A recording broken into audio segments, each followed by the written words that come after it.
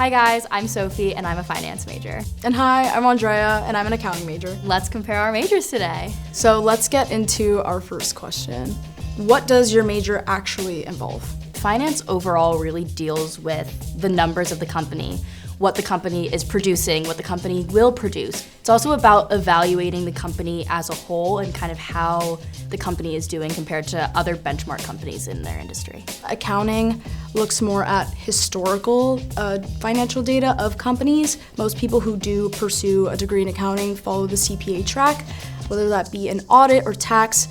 We make sure that companies are being financially responsible and ensure that their financial statements are as accurate as they can be. All right, our next question is, what are some topic areas that you cover in class? My classes are definitely very analytical, very problem solving. We learn a lot of accounting principles in our class, so it's not necessarily just memorization of these principles, but it's also the application of them and how we use them in the real world. In tax, we really look at how government entities tax businesses and individuals, and we also have auditing classes where we understand what we as accountants and CPAs are going to have the responsibility of in our career. So within finance, there's kind of 4 subsections. General, there's an investment track, there's a banking track, and then there's a corporate finance track.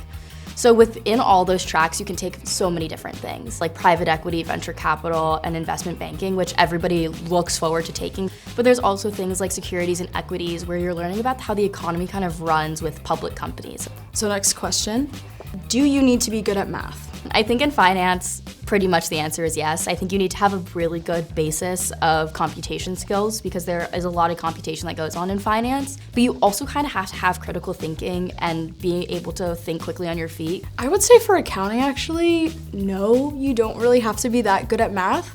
I think accounting more than anything is about understanding the numbers, and it's about what you do with that information. How do these numbers reflect X, Y, Z? So yeah. All right, our last question is, what types of careers are possible from your major? In pursuing a degree in accounting, specifically looking towards getting your CPA, of course you can work, your more standard accounting job, and then, make your way up to even partner if you wanted to. In addition to that, there's a lot of fluidity with being an accountant. So later down the line, if you're in your career, if you decide maybe accounting isn't for me, the switch from accounting to finance is pretty seamless. You definitely have a lot of range of possibility, which I think is great. There's like 4 big categories that come up to me.